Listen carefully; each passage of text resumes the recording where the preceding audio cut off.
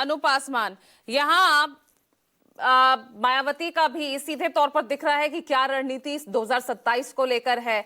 यहाँ अखिलेश यादव उसको लेकर कैंपेनिंग भी जल्द ही शुरू कर रहे हैं। कांग्रेस की क्या रणनीति है भाई?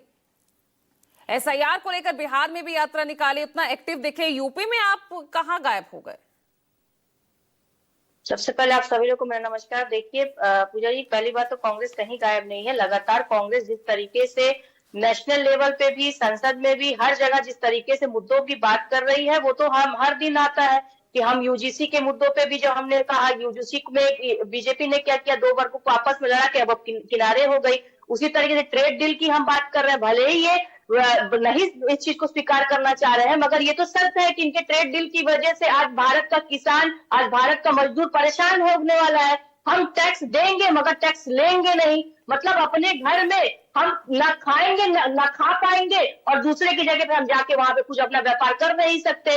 तो ये मुद्दे जो है, ये मुद्दों पर तो लगातार कांग्रेस बात कर रही है, इनसे सवाल पूछ रही है, इनके पास कोई जवाब नहीं है।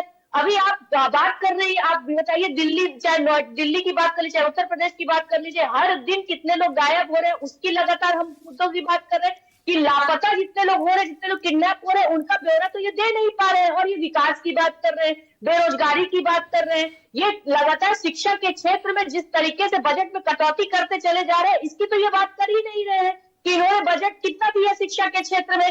क्या ये सारे मुद्दे कांग्रेस उठा नहीं रही है? क्या कांग्रेस लगातार लोगों को ये बता नहीं रही है कि किस तरीके से भाजपा सरकार, चाहे किसानों के साथ हो, चाहे युवाओं के साथ हो, चाहे महिलाओं के साथ हो, चाहे किसी भी क्षेत्र में हो, हर क्षेत्र में सिर्फ और सिर्फ मजदूरों के साथ, गरीबों के साथ सिर्फ और सिर्फ शोषण किया जा रहा है बीजेपी सरकार में। और आज हम लगातार उत्तर प्रदेश में भी, चाहे कहीं पर भी चुनाव हो या ना हो, मगर हम मुद्दों की बात कर रहे हैं, लोगों को जागरूक कर रहे हैं। और ये आज का ही ये नजरिया है कि लगातार माननीय राहुल गांधी जी, माननीय प्रियंका गांधी जी, माननीय मल्लिकार्जुन खड़गे जी लगातार जिस तरीके से हमलावर हो रहे हैं संसद में, आज उसी का नतीजा था कि 4 दिन तक तो संसद इन्होंने स्थगित कर दिया। 4 दिन तक प्रधानमंत्री जी को आने नहीं दे रहे थे, और उस पे भी वहां के स्पीकर कह रहे थे कि भाई संसद में उनके ऊपर कुछ भी हो सकता। मतलब सबसे सुरक्षित जगह को भी इन्होंने कह दिया कि संसद में तो प्रधानमंत्री के साथ कुछ भी हो सकता। फिर आप सुरक्षा किस बात की दे रहे हैं? किस बात का आप सुरक्षा के काम?